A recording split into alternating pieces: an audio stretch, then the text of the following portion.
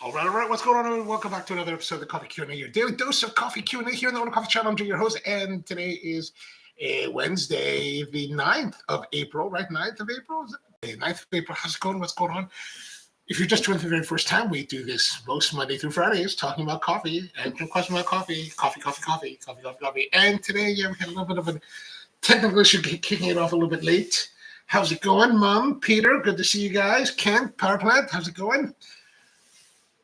Yeah, I did try to turn it off, and I actually had to turn it off and turn it back on again. So, and then the issue today was not necessarily that the machine wasn't running, but it wasn't connecting to the switcher that switches between this camera and this camera, right? So there's always some kind of, it wasn't feeding it, so I had to figure out how to get it to feedback. So typically that means I have to go back and restart, and that works. Sometimes it doesn't work, but today it worked, so we're good. Dev, good morning to you as well. So I saw this article in The Guardian, and that's what we're going to talk about today. It's an article, and I have a link in the description down below. So if you want to see it yourself, click on that and have a look at the article. And then I'll read some excerpts of it, but there's also a video there to show you, to demonstrate the kind of technique that they're talking about. And the article is called Secret to Stronger Pour Over Coffee with No Extra Beans, Unlocked by Scientists. So it says here, pouring water slowly, steadily from height. So I guess we're supposed to pour water steadily and from a height is key to achieving what's called the avalanche mixing effect, right? So avalanche, okay. Let's see here that. So Dr. Arnold Mathesjan, co-author of a study from the University of Pennsylvania, said pouring hot water slowly from a goose. Here, let me put this on the screen so you can see it. Let me zoom in a little bit more. Good morning, Paige. So it says here that pouring hot water slowly from a gooseneck kettle increases the contact time between the water and the coffee grounds, while pouring from a greater height increases mixing, both of which result in more coffee being extracted. But he added, if you pour too slowly or if you go too high, then the jet tends to break up these smaller droplets. And that's what you want to avoid as well. So they did a number of experiments, and slow pouring increases contact time, found the low velocity, the water is too low, digging to disturb the bed. So evidently they want to dig in and disturb the bed. Water from greater heights result in greater agitation, but the team found the water flow must flow in an unbroken jet to dig into the bed of particles and displace those at the bottom of the funnel, a process that results in particles building up on the sides. Increased height compensates for slow pouring, and from a greater height. So here's a video of the technique. I'm gonna play this, and as you can see, they're using gel particulates in this.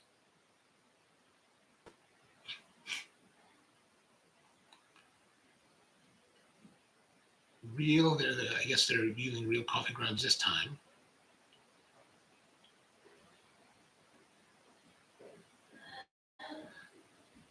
I mean, it looks to me like they are, pouring it pretty. I mean, they're just. I'm not understanding. Well, what I'm actually not understanding is whether or not they're using it says, it's a pour over, so it's not a clever or Hario switch kind of situation. But it is, as you can see here in that video, it is filling up, so they're pouring a lot of it at one time. So I guess they're pouring the entirety of their quantity in one go and just letting it flow through. It says, what else is here? The team adds a good starting point for those at home is to reduce the amount of ground coffee by 10%, say from 20 grams to 18 grams per cup, then taste the coffee produced by pouring the hot water at different heights, keeping to a limit of about 30 centimeters for safety. So 30 centimeters will be about, 30 centimeters will be about 10 inches. So it should be about there. Let's see here. And that's it. There's not really much of anything. So I thought we would try it to see Will this style of brewing improve the quality of our cup? So we're going to prepare with some of the ubiquitous tools. We're going to use the Hario V60 dripper. Power plant says, looks fine, but I would posit that swirling the cone would have a similar effect. I don't want hot end grounds on my countertop. Oh, hot water end cups on my countertop. I hear you. Maku, how are you? So we're going to try this. We're going to do this. We're going to do a control brew. We're going to do a control brew using just the normal method we normally use at the normal quantity. And then we're going to do a second one where it's going to be what they're saying. It looks like we're going to go 10% down in our dose, which means that we're going to, you know what they didn't say? They didn't say what kind of ratio they're brewing. We're going to use our normal ratio. So let's say if we're talking 24 grams times 10%. Oh, so minus 2.4 grams. So it gives us about 21.6 grams. So we'll then, on the second brew, where we're going to use this technique, we'll brew that way, kind of pour it fairly steady. I guess you're trying to agitate the grinds and seeing what we can see if there are going to be any improvement to our coffee, to our brewing. Some there. Okay, good. Oops, a little bit too much. So how's everyone's day coming along? All right. I'm just going to use the old filter that was using the other day for this, for our first brew. Oh, we gotta prepare our coffee, the coffee itself, the ground of the coffee, right? Let me just plug it all in here. So how's your guys' days been, or since the past 24 hours since I last saw you? How is everything going? All right. We're going to also set the grinder to just below 6 because that's where we've been doing it for the last, however many days. And I'm going to use this coffee. This is the Annabelle Lee. I have some of this Annabelle Lee sitting around, so we're going to use that because theoretically this should work on it. This should improve any coffee. So whatever this coffee tastes like, it should be improved. So we're going to go to 24 grams.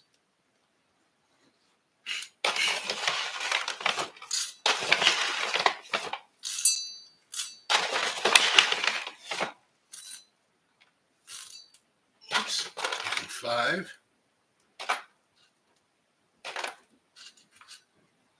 24. Perfect. Now, will we have retention in our grinder? Power plant says, I rewatched The Town for the first time in 10 years. I've never seen The Town. I don't even think I know what The Town is. What is that about? Who's the stars? Okay, so let's get our grinder here. We got 24 grams. Move the grinder into position. Where's the button?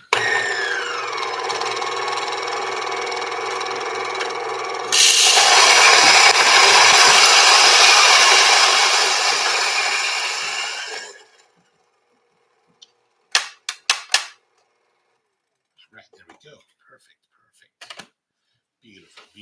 Beautiful. That's our coffee. Now, have to remember how to do this properly, right? So we're going to put this on here. Now we're going to tear, right? Now we're going to add the coffee. It's all over the place in this thing.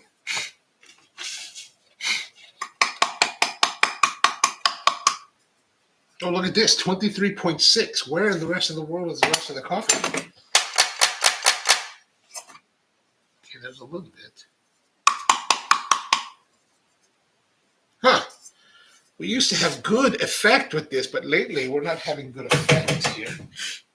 All right, well, 23.9 will do. Let me reboil the water. Peter says, yes, I always pour with high turbulence because I don't know what I'm doing, but I tell people that's always the best way. It's always good just to if you don't know what you're doing, just to go forward and to just tell people, yes, this is exactly what I intended.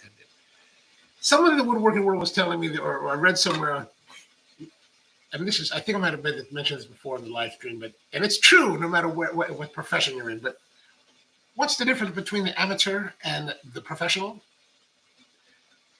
the amateur points out his mistakes. So, you talk to woodworking guys that are just, hobbyists, and they're like, well, I messed this up and I messed this up. Well, who cares? Just don't tell anyone. No one will know. Right? Like if you make a mistake in your latte art, who's going to really know? Just be like, oh, yeah, it's a necromancer. All right, so now we got good boiling water.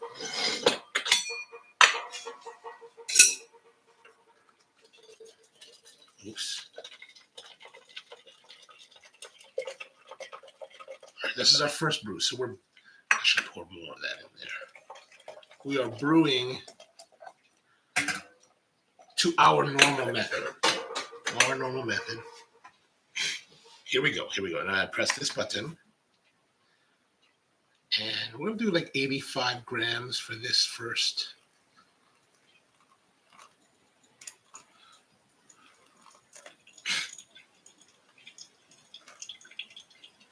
Okay, good.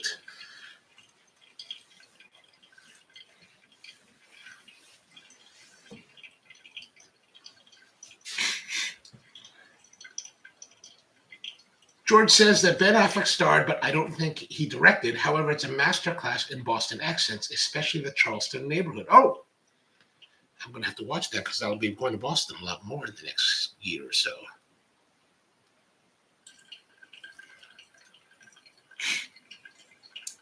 Power Plant says, written, directed, starring Ben Affleck. Oh, okay. The town is based in Boston, the Irish neighborhood of Charleston. It is a heist film. Oh. Is that the one where someone gets killed in the... Oh, no, that's The Departed. In the elevator? I'll have to check that out.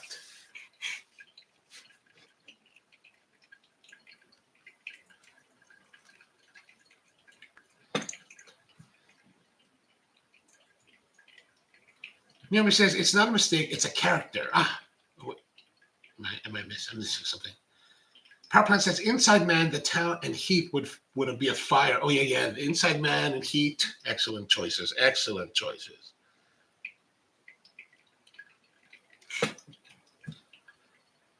George says, don't sleep on the accountant. Many wish he would reveal that the accountant and the town are in a shared... Oh, that would be... Accountant, I like the accountant. I'm looking forward to Accountant 2.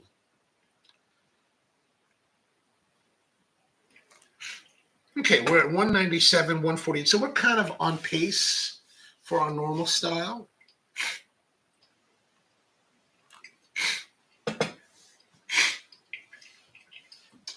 Power Plant says it needs more Anna Kendrick. Everything needs more Anna Kendrick. I'm a big fan of Anna Kendrick ever since the movie Up in the Air came out, which is a movie that speaks very, very intimately to me. Although I'm nowhere near having 7 million miles with any airline. Okay, 2:30. It's really kind of stalling here. Like we're kind of going pretty slow. Like I don't want to add more water because I don't want to raise I don't like to raise the water bed too much, right? Paige thinks Anna is amazing. Yes, I totally agree. She's from Maine. I don't know why. Perhaps I've read too much about Anna Kendrick.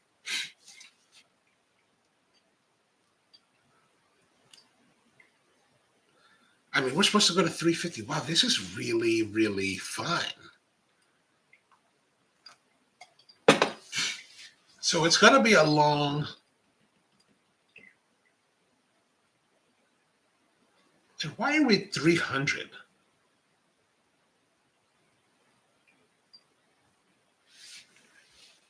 Did I accidentally switch out? So I got Matt. I saw Matt yesterday. We were hanging out, and he was like, "Yeah, I saw the video. I saw your live stream where you used the brewer." And I was like, "Oh, awesome!" He was like, "Oh yeah, because I was like, I set mine to like 10-1, and I was like, oh, that's why there's a big difference in." And now that I'm seeing here, we had 24 grams. That says 300. And I'm wondering, did I accidentally switch scales? Peter says you need to pour higher but slower. You need turbulence. I've never been a turbulence kind of guy.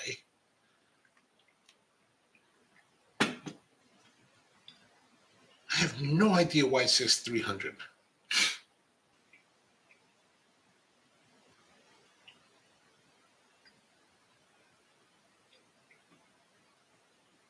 All right, but we're going to stop here. We're going to stop here, and we're going to go with whatever ratio this is. Daniel says, how high are we talking? No more than 30 centimeters, 300 millimeters, or no more than, let's see, 250 millimeters. No more than a foot. No more than a foot.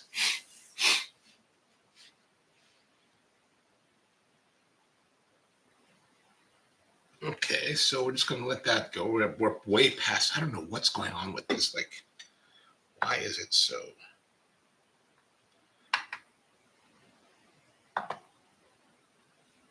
Huh, here's something interesting. Like, it doesn't show any kind of ratio. Let's turn it back on. Brew assist. Oh, no wonder 1 to 12. It's supposed to be 1 to 14.5. Oh, well. So we were at 300 grams. We can go a little bit more, right? So let's say 300 grams. We need to go another 50 grams.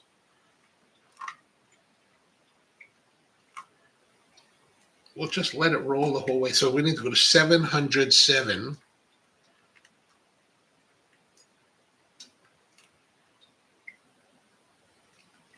Okay, now we're good. We're going to let that sit aside. Okay, that is a weird. That was a weird brew. Okay, that was a weird brew. Now we're going to do another one. Now we're going to try to do this Avalanche. I don't even know how good this is going to be. Like, I'm overtly concerned, or I'm very concerned that this is going to be over extracted and heavy. But I don't know. What can you do? What can you do? The world is not a perfect place.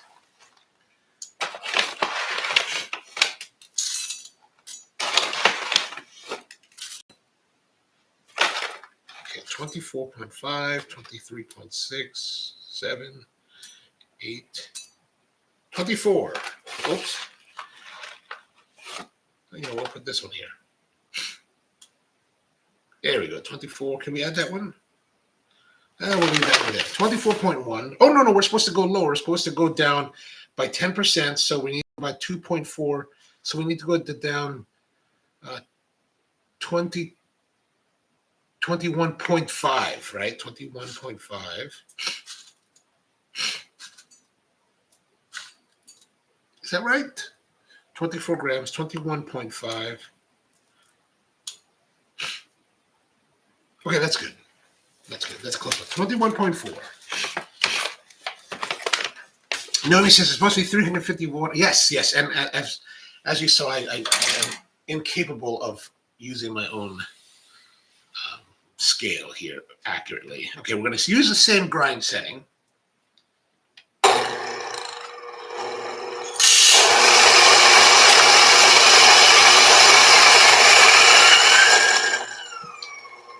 The power plant says that the town also had Blake Lively and turned it into, Blake Lively is always very good. And a simple favor if you would add a, I have not seen that either. Okay, so there we go. We got that done. Now it's time for us to go to the other. So we'll get rid of this and we're going to give it a quick rinse. By the way, I'm going to reheat the water.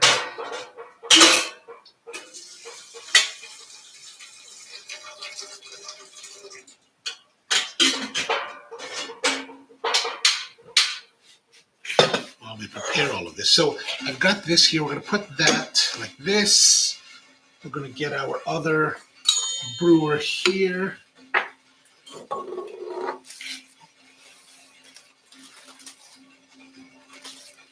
Get our other filter papers ready. So hopefully we should have relatively consistent results, maybe. Okay, now we've got our scale. We can tear this now. And we can add our coffee, 21.5 or whatever it was.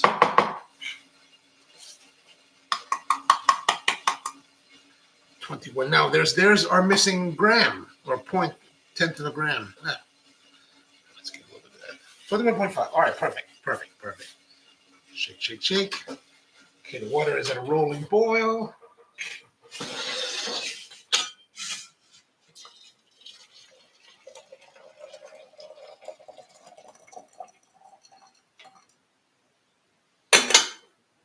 All right, now we should be ready. All right, so we're going to press this button here. Okay, here we go. Now, there was no difference, right, between, it just said reduce the amount by 10%, and then now we need to brew at a higher. So I'm going to go, you know what I should do? Let me go grab this.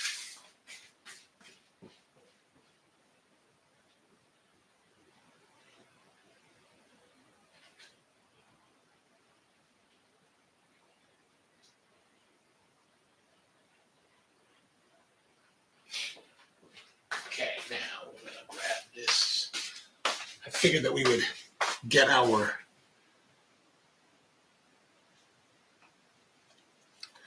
so that we can see. Okay, so if this is 30 centimeters, so no higher than there. So we're going to probably go right about here, right? Okay, so let's start pouring.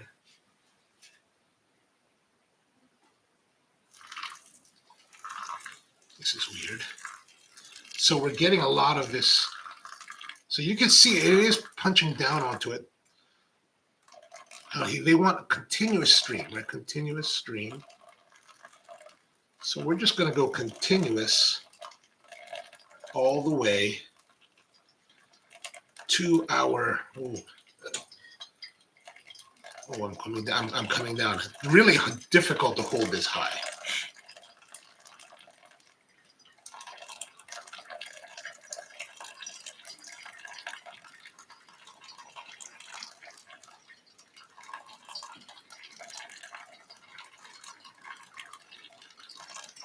Like I want to stop and let it flow. Like I'm fighting all my instincts of how to brew to do this, but we're going to go straight to the 311 and see where it takes us. They didn't really give much good instruction on how they like to do this. Oh. Okay, there it is.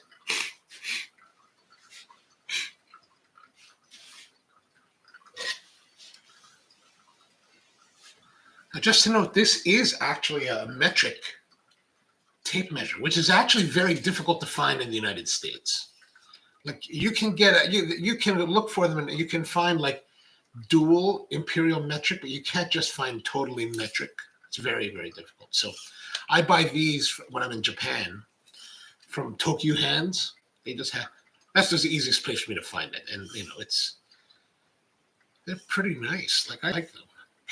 I haven't really figured out why all the fives have these hash marks, but maybe somebody knows that. All right, so it's flowing down.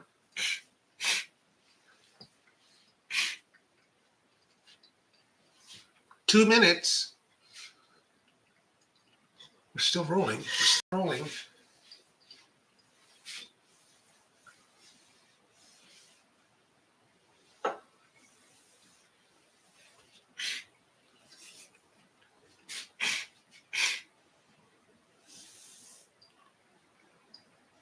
Power plant says swirling really seems like it could do the same thing. I think you're probably right. And Peter says, I read an article this morning on the same subject too. Ah, okay. It might have been the same article. University of Pennsylvania is only a couple hours away. I should probably drive up there and be like, hey, man, show me how this is done. Actually, that's probably a good idea.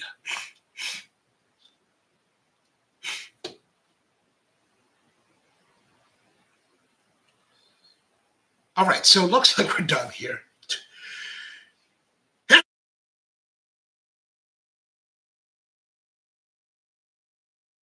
2 minutes, 2 minutes, 53 seconds until we stop. So let's get rid of this. Give that a rinse while we grab it.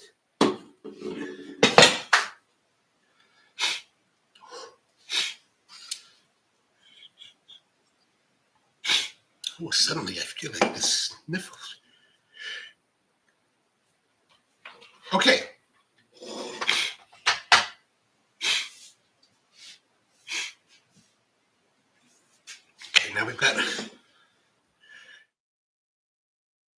the nest. I've got our typical way of doing it, which actually took really a long time based on this settings.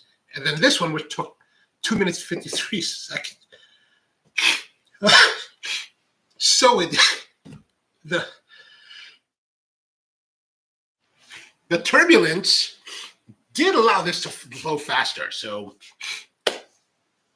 we're going to see how that translates into coffee, whether it's delicious or not. So we've got our 2 cups here.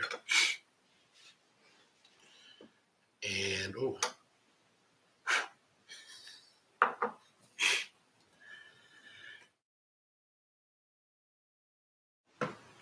Okay, so now let's try this one first. This is getting a little bit cooler. This is our original brew. And let's pour it in this cup of yours.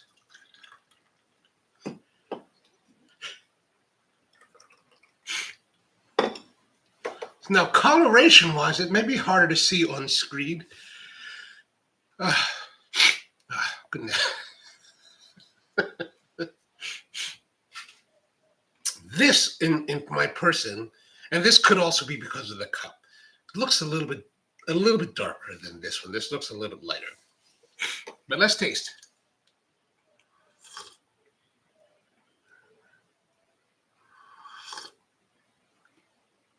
I mean, this is the Annabelle Lee this year was a little bit more Annabelle Lee is always a little bit slightly darker roast than medium. I mean, that's fine. A little bit heavy.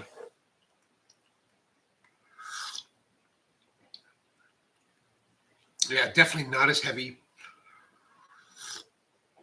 A little more clarity as far as the flavor. Actually, that turned out, in this particular case, it turned out a little bit nicer.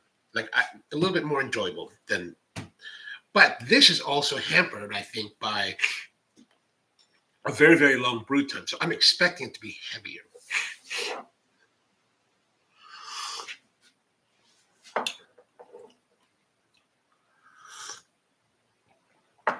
I mean, it's not like, doing this is going to change this into like a geisha or something like that. It's not, you could still taste the very similar character. They still are the same coffees. It's not changing the character of the coffee. Oh, gosh. For some reason, now I have these sinus things that makes me want to sneeze. So while this one's a little bit heavier and has a little more bitter, I wouldn't say it's bitter, but there are more bitter elements, like a more dark cocoa kind of element, kind of thing, within this one. Like that's cleaner, like it's a little bit sweeter. The clarity of it is really nice. The clarity of the flavors. But it still has, and it doesn't have the bitterness. This has a bitterness to it that this does not have. But again, I don't know if that's necessarily a question of the style of the brewing with this higher, like, avalanche method, or because this just took forever. Like, this took forever. This took 5 minutes. And I was like, gosh, that's taking a long time. But we're using coffee, same, more or less similar quantity, same roast, same grind setting. So perhaps there is something to be said about this.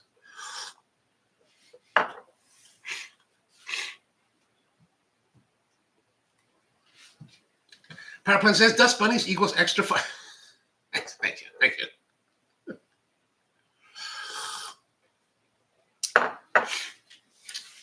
I don't know. What do you think? What do you guys think? Any thoughts on this? I mean, I know Paraplan says that we probably do the same by swirling. And when you say swirling, do you mean like swirling like this as we pour normally in normal intervals, or are you talking about maybe, I don't know, swirling the brewer in some way?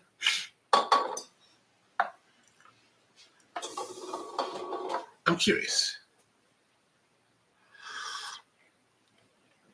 I mean, I would say that this is a nicer coffee,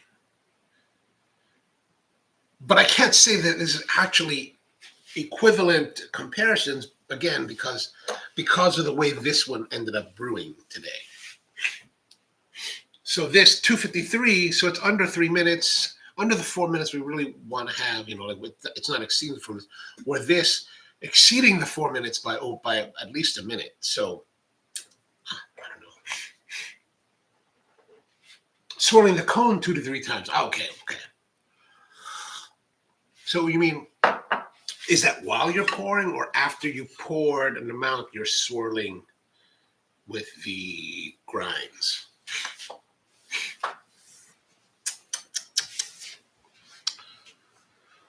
But, in today's brew, regardless of all this, rebuttals that I may be thinking about, it's actually pleasant. It's a very pleasant drink. I would be very pleased with this coffee if it was served to me. I wish I had like some kind of pastry. Like, let's say as a pleasure vehicle.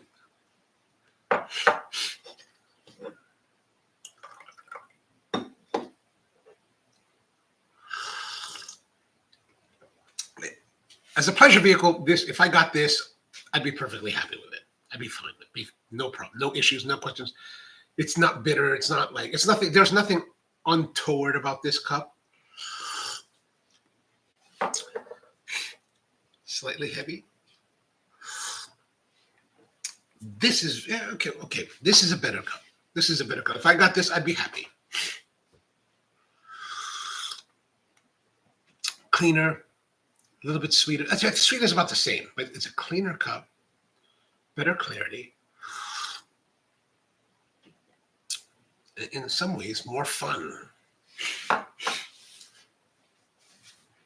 Peter says, I think it's more the osmotic flow method, but high and slow. Okay. And Power Plant says, I think Biscoff and coffee are the best for the money sweet. Biscoff.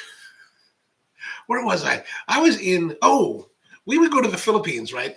And do the competition there, the barista championship. And my friend May, who was the organizer back in the day, she would get a deal with the Biscoff distributor, and they would bring like Biscoff, like sleeves of Biscoff. They'd just be sitting there just for the taking, like, I will eat Biscoff all day long. Because, I usually get Biscoff on the plane, like when you're flying somewhere.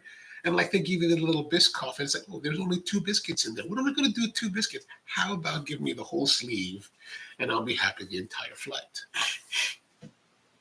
But can you imagine like a whole sleeve Biscoff? You're just like, dude, this is too much. Life is too good. Too good.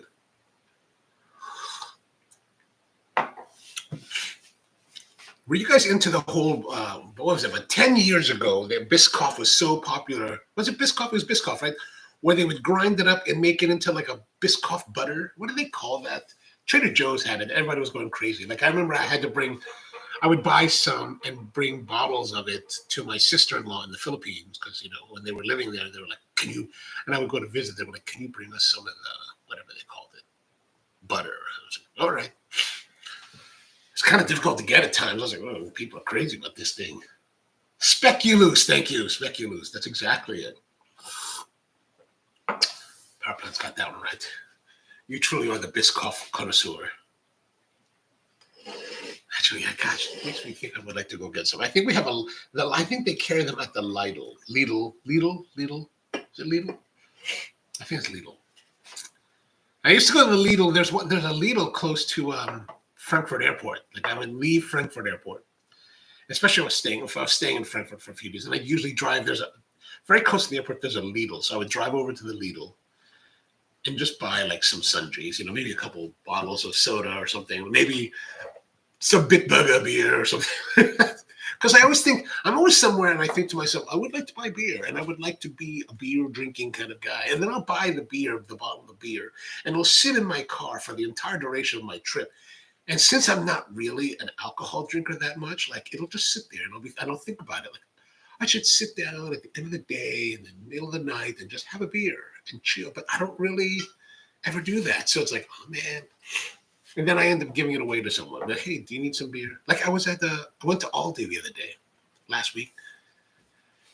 Because somebody was saying, oh, yeah, Aldi sells tools. And I was like, Parkside Tools. And I think that's only in Europe. But I was like, well, let me go check it out, right? So I went over to Aldi. They have a newer Aldi close to where I live. And I was like, okay, Aldi's nice.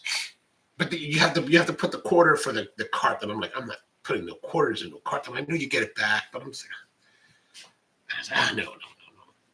And then I spied this, like, I was in the mood for ice cream. I was like, oh, look, ice cream sandwiches. You get a big box of ice cream sandwiches, like 8 ice cream sandwich bars for like $2.35. So I was like, I'm going to buy that. But I can't eat the whole box. Like, no. I should not eat the whole box. I could certainly eat the whole box. But I was like, should not eat the whole box. So everywhere I'm going, I'm like, hey, my cashier, would you like one? Yeah.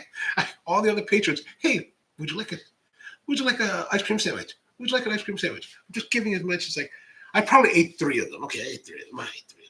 But I gave all the other ones away because I was like, you know what? I only need like 1 or 2. I only want to taste. And still, here's the thing: at $2.35 for all these ice cream bars. Okay, you can say whatever you want about the quality of ice cream in an ice cream bar. I know it's not that. It's probably ice milk. It's less than 10% milk fat. It's blah blah blah blah blah. It's probably like got all these caseins and gelatinous stuff that if you left it sitting out in the open, it would never melt. I get that. I know all that. But you know what? Sometimes you just want something cheap. But that $2.35 is still cheap, way cheaper than me going to get a scoop of ice cream. I was like, oh, it's good. It's good. Kent says, I suspect more bypass on the single pour brew due to taller water column contributed to a lighter cup. Ah, okay. I gotcha. Daniel says, you got allergies. Yeah, I don't know what's going on here. Like, I don't normally have allergies. I don't know what if sometimes it's just like when I'm just in the cold, like the rest of the day I'll be outside, it'll be no problems. But it's only like right now. I don't know what it is. Peter says, there's a joke here. If you go to Aldi for milk, you come back with a That's what I hear. But I went to this Aldi. There was no tools whatsoever. And I was like, I was actually disappointed. I was like, where's the like circular saw? I want to buy a circular. Actually, I'm buying. I was up in York, Pennsylvania last week. Twice I was in York last week. And the first time on Tuesday, I went up there. And there was a DeWalt factory service center. And I was like, and I've used DeWalt for many, many years, since the late 90s when I started buying DeWalt. And I've always liked them. And so I have this one drill from like 1998 that I don't really use anymore because it's 1998. What am I going to do with this old drill, right? And I stopped by there to pick up some parts. I was looking for a part for this other piece of equipment that I haven't. And they had this sign, trade up. And I was like, trade up? What's going on with that? She's like, if you bring in your old tool, we'll give you a discount on a new one. And I was like, what? They're like, yeah, we'll give you some percentage off. And I was like, oh, well, that sounds like a good deal. I had this old drill. I'm going to bring it up here one day. And I happened to go there on Friday. So I brought the drill with me. And I said to the lady, I was like, so you said that on Tuesday that I could trade this. She's like, yeah, absolutely. And I was like, oh, well, what can I get? She's like, well, what do you want? And I was like, well, of course, I haven't really been paying attention to like what are the cool drills in DeWalt's lineup. So I said, oh, I heard about this one called the 805. And she was like, okay, we have to order it. We have to bring that in. Oh, okay, no problem. Then I watched more videos of the weekend, and there's like this one there's a newer one that came out in 2024 called the 1007, right? The 1007. And that's like the bomb of like, that's like the ultimate like cordless drill. And I was like, I called up the service center because they had to order the 805. And I called up the service center. I spoke to the other lady. I was like, hey, this is what happened. She's like, I would like to get the 1007 instead of the 805. She's like, okay, no problem. Actually, she's like, we have that in stock. So if you want to come by anytime and pick it up, baby, you can come down. And I was like, oh, well, then I'm going to come. I can't come this week, but I'm going to come down and I'm going to pick that up. She's like, yeah.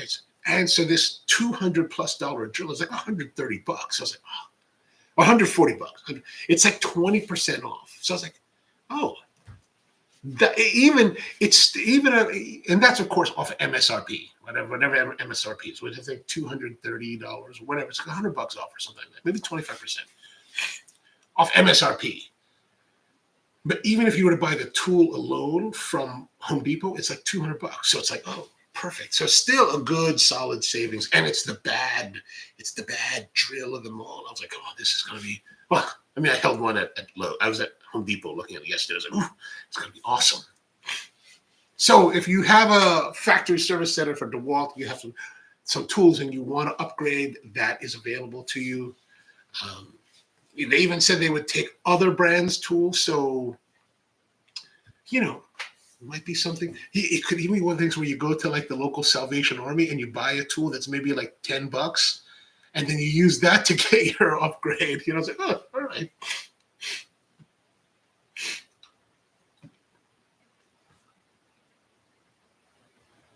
Powerplant says, can't love how we are now made it full circle with brewing correctness. Wait, what are we talking about? Where did we get the correctness from? When I started, it was 1 or 2 big pours. Then it was post brewing, then agitation. Now back to I gotcha. Okay. I thought there was some kind of like PC thing for brewing.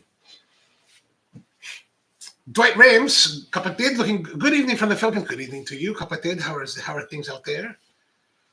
I've been thinking about the Philippines a lot later because I'm thinking about a chair. Right? There's a chair.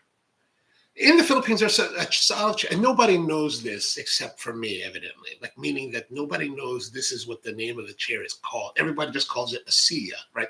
A chair. They just call it a chair. But when I was young, my grandmother at her house had this silla that was like, it's like a woven back and seat, kind of a recliner, but had these super long arms, like super, like way longer than you ever need, right? And they come in rocking chair versions, right? It's actually technically called the butaca, B-U-T-A-C-A. And you sit back and you've got these long arms. It's like from the plantation days, right? And the idea is that, for like, in tropical heat, you're just like being beaten down by the heat and humidity. So the idea is just to chill, but also the long arms are so that you can just prop up your legs, right? Just kind of, I don't know why you do. I mean, I like it. I did it when I was young.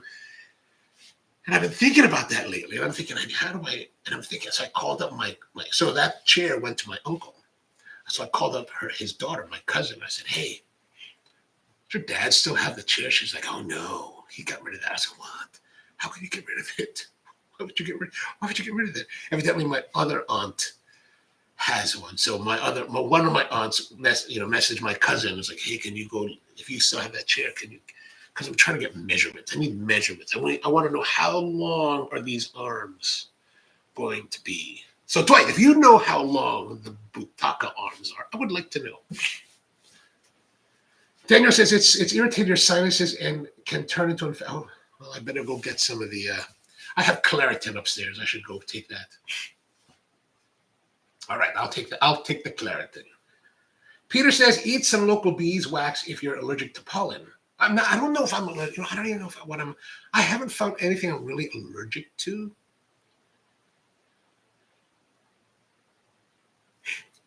Daniel says, okay, I stop now. Oh, I appreciate that. No, I appreciate that. Don't get me wrong. I appreciate that. Anton's with us finally. Anton, we were talking about Aldi and Lidl. Is it Lidl or is it Lidl? Lidl. I think Lidl, right? Lidl. For pour, you need to have a plan. That's my problem. I don't normally have a plan. If I'm doing it for myself, it's kind of like, let's just pour. It'll be fine. Don't worry about it. It comes from too much clever brewing. You just kind of let that all stick together. Dwight says that it's a rocking chair that made out of wood. I had perfect. Usually Nara, right? Nara is a hardwood that's really popular it's very popular or just available in the Philippines. A lot of times you have these like woods that are done in a lot of countries because that's what's available to them. They're not necessarily exotic. They're not necessarily anything quote unquote special, other than the fact that it's available, right? So like here in America, or at least where I live, or in America, a lot of people are into walnut for making furniture. But where I live, there's a lot of walnuts, so it's easy to get walnut and relatively cheap. But if you're in like the West Coast, like walnut is, especially in the Southwest, you got to import that stuff from other parts of the country. So I think that a lot of but don't remember, Nara is beautiful. Like I've seen a lot of beautiful Nara made, but it's just kind of like one of those things where it's like, if you're making something, do I need to import, let's say if you want to make something authentic, do you need to import that? Because then it gets very expensive. Whereas in my mind, if I was to make a butaca chair here, I want to make it out of cherry. Like I think there's some beautiful cherry there. It would be really nice. Many of those things that you are talking about are really common in provinces. I know they're not for the sophisticates in the city. They're more for the backyard kind of crowd, right? Right. Anton says, by the way, what really works for allergies is Horvey. Horvey. What's that? I hope Big Pharma doesn't snipe my comment for that. What is Horvey? I'm not familiar with that. Yes, Fernata. Yes. I've been watching some guys online. Like there's a couple RV, I think RV or ARVIE Carpenter. Maybe it's RV Carpentero. I don't really know. But anyway, he does videos about like making Filipino style furniture. I've been kind of fascinated. Like I'm kind of like you see, it's interesting because I watch these guys and they're making furniture in the Philippines and they're pretty rustic in the way they approach it. And they're pretty rustic in their like workshops. You're just like, wow. It makes some of the stuff I've seen is really nice, but it's like it's kind of an interesting juxtaposition when you watch a lot of YouTubers that are based in the United States that are making furniture. They're all like nice shops and like nice equipment, and these guys are like hammering nails into things. I was like, oh, they're using nails. Like they're using nails. Oh, crazy. Maku says, are only those long arm chairs called butaka in the Philippines? I call any recliner a butaka. Oh, I mean, I think when you talk about butaka in the Philippines, I think that's the technical term for the chair. That style of chair. But I was talking to my mom and my aunts about this the other day, and I was like, "So is it called butaka?" They're like, "Well, we never heard that word." For them, it's just been a silla, a chair, right? Just a silla. So I don't know. I mean, but the idea of having this chair that is a lounge chair for you to like lounge in and prop up your legs, and based on and from I've read a little bit about it, they're based off plantation chairs from Spain. So Spanish colonizers came to the Philippines, probably bringing their style of furniture, and eventually it shaped into this. And if you think about furniture in general, like furniture that we value and as a society, and furniture that we put in museums and herald, they're always rich people furniture, right? They're all expensive furniture. Like for example, like if you look at like the stuff in the museum, you'll see things like the Queen Anne, furniture, the King George furniture, all this stuff, Chippendales type furniture, all this stuff that rich people would have had in their homes. And no doubt it's beautiful. No doubt the level of craftsmanship is very high to make these things. But let's say the butaka would have been something that someone, a haciendero, would have probably had at his hacienda, so he could just sit back and like chill in the afternoon after overseeing the workers in the field. So it's interesting like that. It's interesting. I mean, but doesn't change the fact that like I remember to me it's very iconic as a Filipino piece of furniture, and I was like, oh, I would like to recreate that here, just as a fun exercise, right? But as far as I think there are other. I'm from what little I've read on it so far, there are other. What do you call it? There are other chairs known as butaka that are also kind of loungish chairs, but I can't really speak too much on that because I haven't read enough to really understand what I'm talking about. And I see my neighbor is outside cutting down his tree. I wonder if they're going to give me the wood.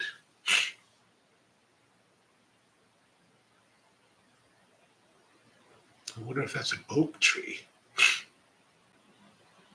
I'm going to have to go walk out there later.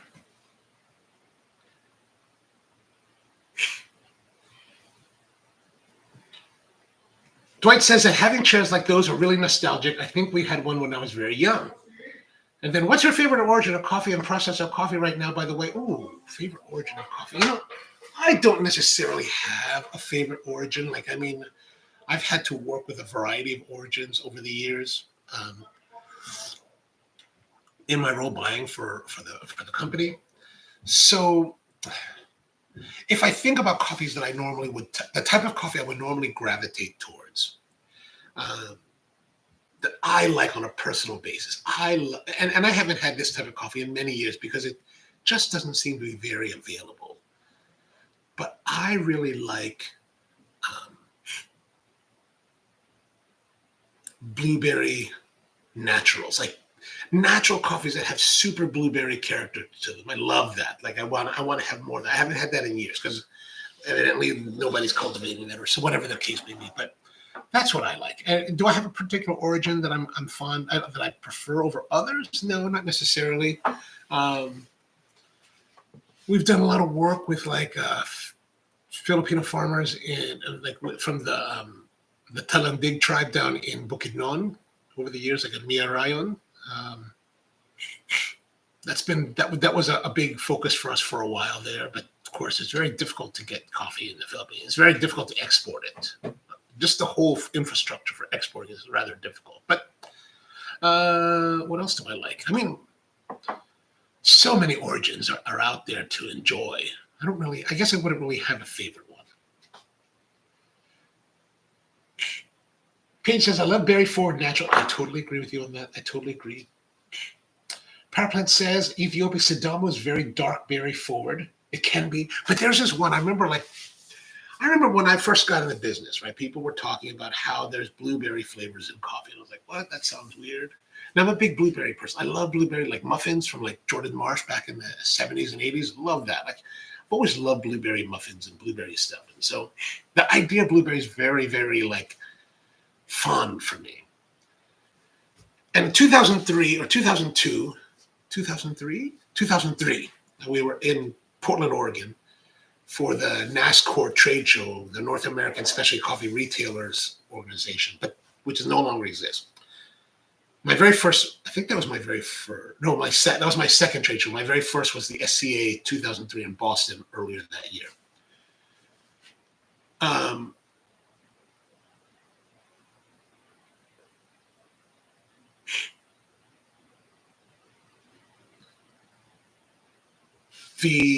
What am I thinking here?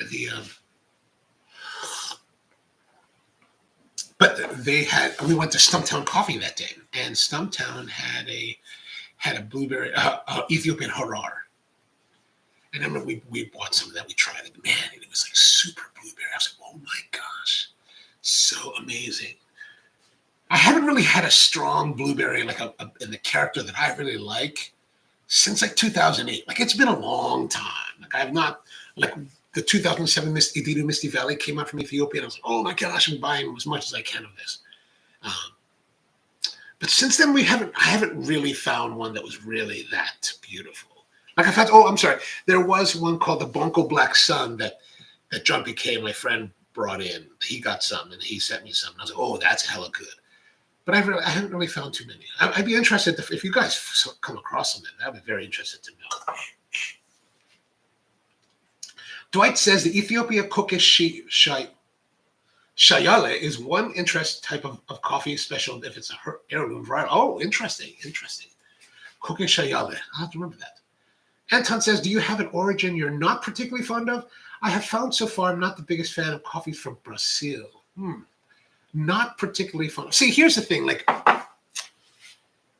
and maybe this is my perspective because I've traveled to a lot of these places, like I found that, a lot of people say, oh, I like this coffee from this country, but and maybe and one point when I started in the business, it was much more prevalent then. Like you would always think that, okay, so if we wanted to do a blend, let's say, I forgot exactly, but you get certain coffee, you get coffees from different countries would have generally different characteristics. Colombia was very washed and clean. Papua New Guinea would be very like earthy. And you would use those kind of things to create blends or to buy coffees based on that.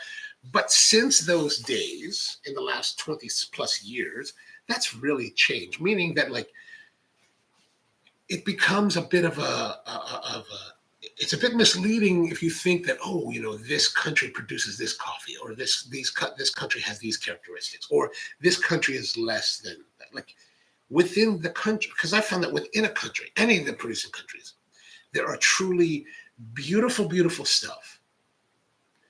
And there's god awful commercial, right? Most countries will produce the spectrum.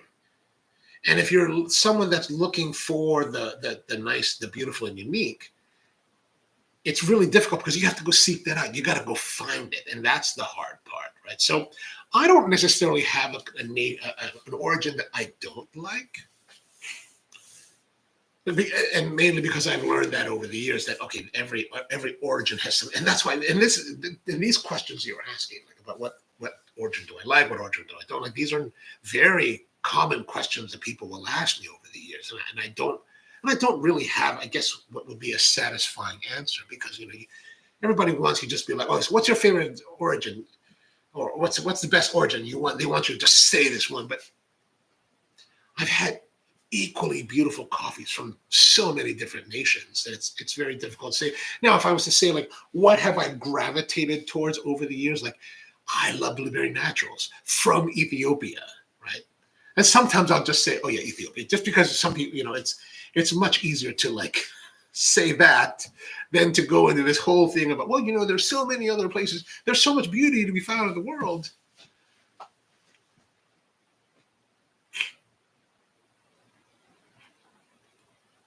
And I think that when you like, I'm not saying that, Anton, that your impression about Brazil is incorrect. I mean, I think it's very correct, right? Because that's your position on that is based upon your experience. And I'm guessing that the places that you had the opportunity to try Brazilian coffees probably didn't buy the best Brazilian coffees. They probably bought a lot of the bourbon fancy Santos that you can use as very kind of like mild to benign to like just very acceptable. But Brazil does have some really amazingly beautiful coffees.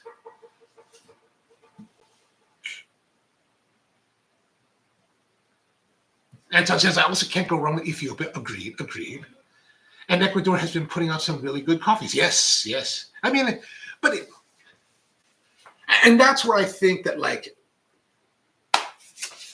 I'm presuming that you're probably thinking, when you think of Ecuador now, especially if you've been following the specialty coffee scene and watching all the YouTubers and stuff, you're probably thinking about the Gijons, right? The Gijons, and I know the Gijons are making beautiful, beautiful coffees. But remember, the Gijons are also a very narrow part of it, right? They're very narrow in their offerings, meaning that there's a whole country of offerings. And there's the Gijons at this one end and everybody else, or the rest of the spectrum, right? And so you have to remember that as you taste a country's coffees, you have to try to, I mean, before you can make a generalization or a determination whether it's the country's origin is good or bad, just got to remember that majority of the stuff that's being produced in Ecuador is just okay coffee, just all right to commercial to downright bad coffee, right? Poor quality coffee, where Gijons are here. So just keep that in mind, right? So, and I think that's true with every nation that produces coffee.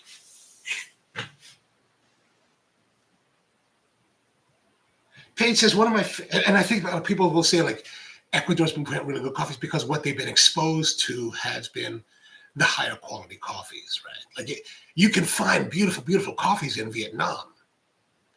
And if you were only exposed to the beautiful, beautiful coffee, you'd start to think that, oh, they only make beautiful coffees. But really, Vietnam is another country because they're the second largest producer of coffee in the world. They make a lot of stuff that's not quite coffee to be excited about.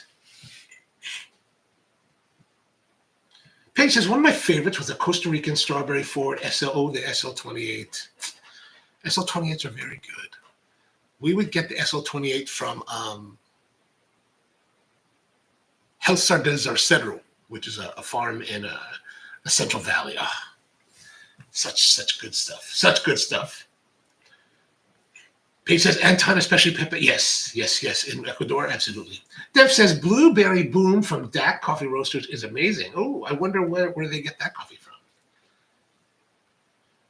And then also, Anton says, Coniferous from Witoka. Oh, the Coniferous Robusta, really interesting. Power Plant says that Yemeni coffee has been more of a miss than hit for me. I mean, and I think that, the Yemeni coffee is very interesting. Like a lot of it's aged in caves.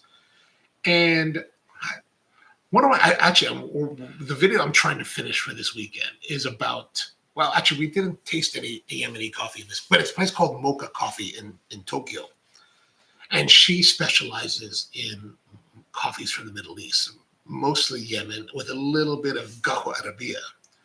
And but yeah, Yemen can be interesting coffees. Interesting. Power plant says the roaster is responsible for screwing up the coffee. That's so true. That's so true. Paige says, I haven't enjoyed many coffees from Rwanda. Oh, really? Oh, that's too bad. Like Rwanda does have an issue a lot of times where they can be, what do you call it?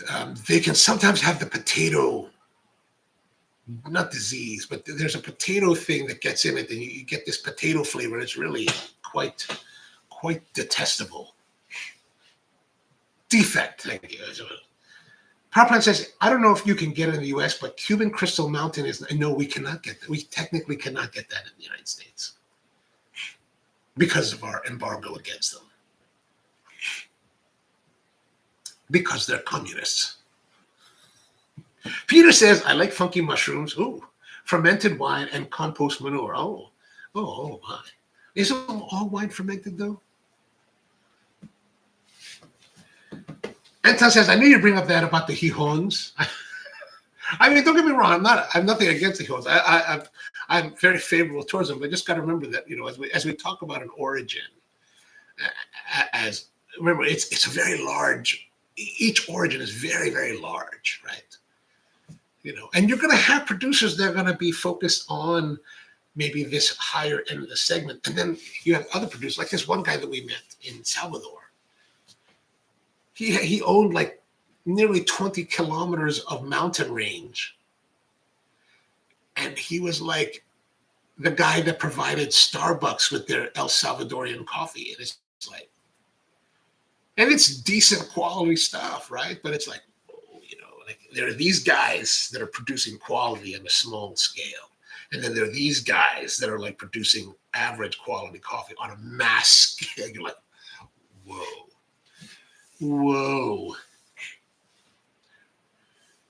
Power plant says Brazilian runs a huge gamut. Mostly we dependent on fazenda to fazenda. My local coffee shop had coffees from a fazenda that was started by a Japanese guy from the town. It was great. Yes, absolutely. Peter says that be careful drinking cheap coffee in Vietnam streets. It's not real coffee, but a substitute blend. Oh, what? I wonder what's it. I wonder what's in it. Like Ken says, I get blueberry notes from Ethiopian coffees all the time, but the wild blueberries I'm used to taste so different from the American ones that I've had, which tasted more like gooseberries to me. I mean, we do cultivate in America